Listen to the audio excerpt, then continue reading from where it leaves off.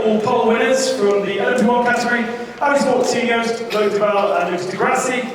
On the left-hand side, number 13, Rebellion Racing, Alessandro Piratori and Dominic Kryhammer. IGR Sport on pole for LMP2, Bruno Senna and Ricardo Gonzalez here. In GT Pro, the Aston Martin of Nicky Team and Marco Sorensen, and also Aston Martin for GT Am with Pedro Lamy and Paul Dall'Anna. Kicking off then with the LMP1 category, Lucas, first pole in WEC, second fastest individual lap time, just a fraction behind Andre, but a chunk faster than anyone else. You really feel in tune with the car today for qualifying? Well, first of all, I love to be here in Mexico. The track is really amazing to drive on a pole lap by yourself. It's really, really tricky. We have, as you know, very little downforce because of the air, and so it's extremely difficult to get it, to nail it one lap very good. I managed to extract the most out of the car, like you said, by a fraction slower than the fastest overall lap of qualifying, but the combined efforts with Loic gave us this pole, which is very important for the point, very important to start on pole position. It's just an amazing feat, and I'm very happy to be here. And over race pace, do you feel like you got the measure of Porsche? Let's see how the weather goes tomorrow, but I think it will be as tight as quali. It's going to be extremely close. This pole position represents all the effort that Audi Sport did back home. Everyone of the teaming trying to get the car better, trying to make all the new parts, everything that is needed for the car to be competitive here and giving this push for us for the championship. And so we hope we can keep up in the race and try to fight for the win. Loic obviously sent back out after the red flag period. How frantic was that decision, and was it something you needed to do or just to cover Porsche? Just in case, I mean, honestly the car was a bit tricky to drive in quali, and I did a mistake in my first lap. And then I had only another one, so in the second lap, going into the stadium, I was a bit careful, and honestly I lost a bit of time. So it was a decent lap, but it was not the best way we could get out of the car. So we thought that in case it was really close, it would make sense to go out. But anyway, you know, you wait at the end of the pit lane for a few minutes, and you go out only for one lap. The tires are a bit colder, and so it was tricky. But at the end.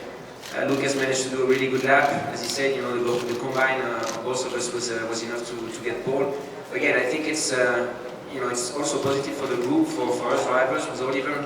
As a group, we are growing race after race, and since let's say Le Mans last year, we can see that we did raise our game big time, and that's really positive. And also for all the sport, you know, I mean, when you know how difficult it is to make a competitive car here in Mexico.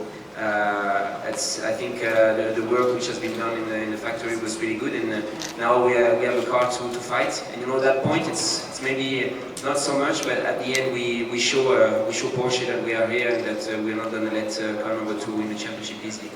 And the trend we saw during qualifying was the time sort of increased lap after lap. Was there lots of degradation on the tyres throughout that session? You have a little bit of degradation, but to be honest, here the track, the surface doesn't kill the tires like some other tracks. But I have to say, with the temperature that we had this afternoon, for sure it's a little bit more aggressive on the tires compared to what it was this morning or what it was yesterday night. So we have to look at it to make sure that we have a decent car for the race, and you know, that we're going to be able to go through all the conditions. That's the most important for tomorrow. Thank you very much. On to the LMP1 priorities, and starting with Alexandra, how was your qualifying session? You had obviously 2 bites of the cherry. Well, I think it was a smooth qualifying session. Both Dominic and myself did just one single flying lap, which was enough. We were lucky with traffic and didn't have any major mistakes. The target was to be in front of the CLM, which we did. We only used one set of tire as well, so that was positive. So we have one more in the pocket for tomorrow. And it's good for the team that it went smoothly. We are down to only one car this weekend for the remainder of the season, which is a shame because obviously we'd like to have a bit more battle, so we miss them here this weekend. But I think we did a good job, both Tomek and myself, and now we're looking forward to the race. Dominic, we've seen some good fights between you and the CNN over this season. Certainly they've been on the pace against you, but here you seem to really have an advantage. Yeah, like they improved throughout the whole season. We saw that in FP3 today. They were up to 6:10 to us. So no, it's good that they're getting closer, but still, I think the pace for the race we should put quite a bit quicker still. And yeah, as Alex said, it's a pity that number 12 cars are here. We would like to have more competition, so it's might be hard in the garage for some guys to keep up that 100% motivation mindset. But we're doing our best. I think we did 2 decent laps, quite good laps, and it was not easy what to expect with the tire. You were talking about degradation before. We didn't feel any peak in pre-practice, so I didn't really know what to expect with the new tires, with the rising temperatures. So I think it was a solid qualifying, and now we're looking forward to race. Thank you very much. Moving on to the LMP2 category, and certainly a celebrated pole position, the first different pole winner of this year. So with you, Ricardo, a dream pole, and you seem to find pace every single lap you're out on circuit during qualifying. Oh yeah, with the red flag, I was just getting temperature in the tires and then lost it again. So that was the tough part, but the result's amazing. After 3 months of nerve-wracking time that I spent, I'm enjoying this very much. Bruno, you looked quite nervous in the garage watching, especially with the red flag coming out. Your lap was incredible. You were a second faster than any other LMP2 car. Not quite 1 second, unfortunately, 8 tenths. But no, it was a good lap. To be honest with you, this is the type of qualifying that I really enjoyed, is when you can build up to what you've been doing during the weekend, and you can attack with low fuel and new tires. So really I pushed very, very hard. I didn't know what the 26 car especially had on the tank, because yesterday they were so close to us, and this morning they were really quick. So yeah, I pushed very hard, and it paid off. I didn't go into the wall anywhere. So yeah, happy days. Good stuff. Congratulations. Good luck for tomorrow. On to the GT Pro then, and Aston Martin. Marco, great to have you on the pole position. How do you explain, though, the huge difference in pace between you guys and the rest of the pro field? Well, first of all, I'm happy to be up here for the second time with Nicky. We had maybe a little bit of an advantage here, but as again the others had a massive advantage at, for example, Le Mans. So that we have an advantage here is good for us, and we're gonna make sure that we make the best of it this time.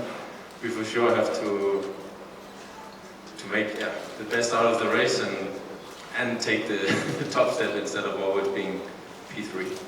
Where is that advantage? Is it an aero, engine, tyres? What is it?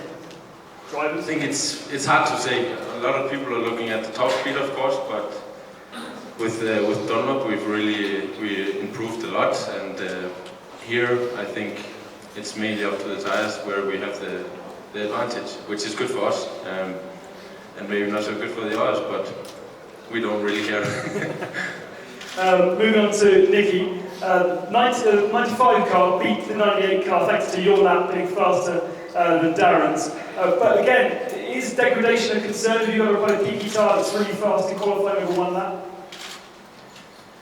I think it's a concern for everyone in GT category. Like the degradation is quite hard for us, I think. But yeah, we'll see tomorrow. Again, as I say, the weather is playing in. But mainly, I'm looking forward to the Mexican party tomorrow, especially now with the pole position in LP2. So I think this will be a massive crowd tomorrow. So I'm looking forward to that. Cool. Thank you very much. Over to the 98 Aston and category. Pedro, firstly to you. 3rd pole position of the season.